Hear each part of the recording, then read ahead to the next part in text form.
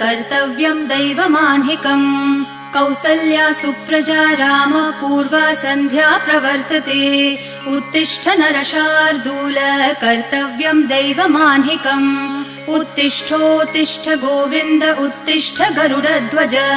उत्तिष्ठ कमलाकान्त त्रैलोक्यं मङ्गलं कुरु। उत्तिष्ठोत्तिष्ठ गोविन्द उत्तिष्ठ गरुडध्वज। उत्तिष्ठ कमलाकान्त त्रैलोक्यं मङ्गलं कुरु।